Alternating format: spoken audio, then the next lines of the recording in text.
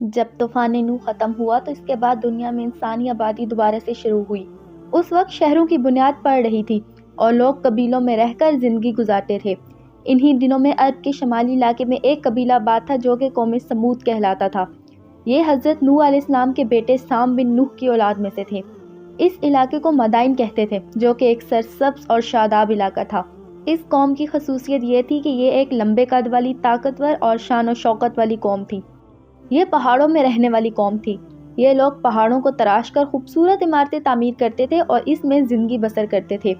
اللہ تعالیٰ نے اس قوم کو بے تحاشا نعمتوں سے نوازا تھا، جیسے کہ لمبے قد، لمبی زندگیاں، سرسبز و شاداب باغات، زمین میں ہر قسم کے پھل اور میٹھے پانی کی نہریں بھی اللہ تعالیٰ نے ان لوگوں کو عطا فرمائی تھی۔ اتنے انعامات ملنے کے بعد یہ قوم غرور اور تکبر میں مبتلا ہو گئی۔ یہ لوگ بے حیائی، فحاشی اور بدعمالیوں میں مبتلا ہو گئے۔ یہ لوگ سرکش بھی ہو گئے اور اللہ تعالیٰ کی اطاعت چھوڑ کر بتوں کو پوجنے لگے۔ حق اور انصاف اس معاشرے سے مکمل طور پر ختم ہو چکا تھا۔ ان کی زندگی ناچ گانوں کی محفلوں میں بسر ہونے لگی۔ یہ لوگ پہاڑوں کو تراش کر محلات بناتے تھے، اسی طرح سے یہ لوگ پہاڑوں کو تراش کر بت بنانے لگے اور پھر انہی بتوں کو پوجنے لگے اور سچے دین کو چھوڑ کر منکر بن گئے۔ ان لوگوں کی ہدایت کے لیے اللہ تعالیٰ نے ان کی طرف حضرت صالح علیہ السلام کو بھیجا۔ حضرت صالح علیہ السلام کا تعلق قوم سمود سے تھا، جو کہ شریف النفس اور نیک صفت انسان تھے۔ حضرت صالح علیہ السلام نے اس قوم کو ایک اللہ کی عبادت کرنے کا حکم دیا اور انہیں اللہ تعالیٰ کی نعمتیں یاد کروائیں اور انہیں اللہ تبارک و تعالیٰ کے عذاب سے ڈرایا۔ حضرت صالح علیہ السلام نے فرمایا، اے میری قوم، تم اللہ تعالیٰ کی عبادت کرو، اس کے سوا تمہارا کوئی معبود نہیں۔ اس نے تم کو پیدا کیا اور آباد کیا، اس سے مغفرت مانگو اور اسی کے آگے توبہ کرو۔ میرا پروردگار نزدیک بھی ہے اور دعا قبول کرنے والا بھی ہے۔ اس بات پر قوم سمود حضرت صالح علیہ السلام کے خلاف ہو گئی اور اس قوم نے حضرت صالح علیہ السلام سے کہا، اے صالح، کیا تم ہم کو ان چیزوں سے منع کرتے ہو جن کو ہمارے بزرگ پوچھتے چلے آئے ہیں، اور جس بات کی طرف تم ہم کو بلاتے ہو اس میں ہمیں قوی شبہ ہے۔ حضرت صالح علیہ السلام کی مسلسل نصیحت کرنے کے بعد اور سمجھانے کے بعد قوم سمود کے چند مفلس اور غریب لوگ حضرت صالح علیہ السلام پر ایمان لے آئے۔ اب اس قوم کے سرداروں کو یہ بات بہت بری لگی کہ معاشرے کے یہ مفلس لوگ حضرت صالح علیہ السلام کے دین کی پیروی کریں گے اور ہماری محفلوں میں کھڑے ہو کر ہمارے خداؤں کا انکار کریں گے۔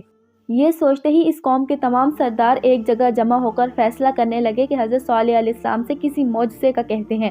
لہٰذا سرداروں نے حضرت صالح علیہ السلام سے کہا کہ اے صالح، اگر تم اللہ تعالیٰ کے سچے پیغمبر ہو تو ہم کو کوئی ایسا معجزہ دکھاؤ جسے دیکھ کر ہم کو تم پر یقین آ جائے۔ حضرت صالح علیہ السلام نے فرمایا، اے میری قوم، تم کیا معجزہ دیکھنا چاہتے ہو؟ انہوں نے کہا، ہم چاہتے ہیں کہ یہ جو سامنے چٹان ہے اس میں سے ایک ایسی اونٹنی برآمد ہو جو گابن ہو، بچہ دے، سب کے لیے دودھ مہیا کرے اور اس میں فلاں فلاں خوبیاں موجود ہوں۔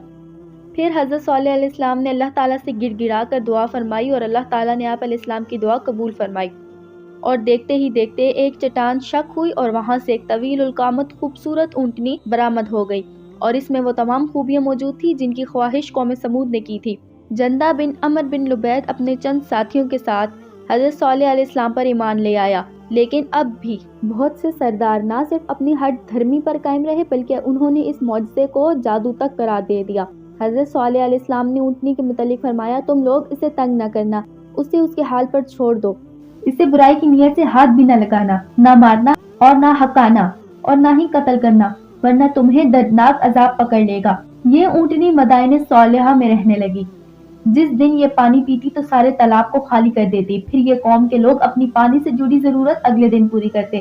جس دن یہ اونٹنی پانی پیتی اس دن یہ قبیلے والے اس اونٹنی کا دودھ دوہتے تو وہ تمام قبیلے کو پورا ہو جاتا تھا۔ چند دن قوم سمود نے اس اونٹنی کو برداشت کیا اور یہ تکلیف برداشت کی کہ ایک دن ان کو پانی نہ ملتا اور اونٹنی سب پانی پی جاتی۔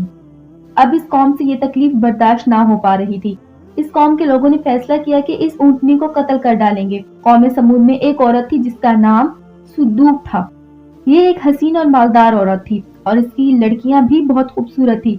اس نے مصدع ابن دہر اور کدار بن صالح کو بلا کر کہا کہ اگر تم اس اونٹنی کو قتل کر دو تو میری جس لڑکی سے چاہو نکاح کر لینا۔ چنانچہ کدار بن صالح یہ پستہ کا بھوری آنکھوں والا سرخ رنگ کا آدمی تھا اور یہ ایک زناکار عورت کا لڑکا تھا۔ ساری قوم کے حکم سے اس اونٹنی کو قتل کرنے کے لیے تیار ہو گیا۔ ایک دن اس قوم میں سے 9 افراد کنویں کے کنارے اونٹنی کو قتل کرنے کے لیے اونٹنی کے انتظار میں ڈھاک لگا کر بیٹھ گئے، جبکہ قوم کے لوگ اللہ تعالیٰ کے عذاب کے ڈر سے چھپ کر یہ منظر دیکھنے لگے۔ جب اونٹنی پانی پینے کے لیے کنویں کے پاس آئی تو مستہ نام کے شخص نے تیر چلایا جو کہ اونٹنی کی پنڈلی میں جا لگا اور ٹانگ سے خون کا فوارہ نکل پڑا۔ پھر قدار بن سالف نے آگے بڑھ کر تلوار کے زوردار وار سے اونٹنی کے پچھلے پاؤں کو تن سے جدا کر دیا۔ اس وار سے اونٹنی شدید زخمی ہو گئی اور زمین میں گر گئی اور اونٹنی نے زوردار چیخ ماری۔ اس وقت باقی چھپے لوگوں نے اونٹنی کو گھیرے میں لے کر اس پر نیزوں اور تلواروں کے بے تحاشا وار کیے اور وہ اونٹنی ہلاک ہو گئی۔ دوسری طرف اس اونٹنی کا بچہ پہاڑ پر چڑھا اور چیخیں مارتا ہوا پہاڑ میں غائب ہو گیا۔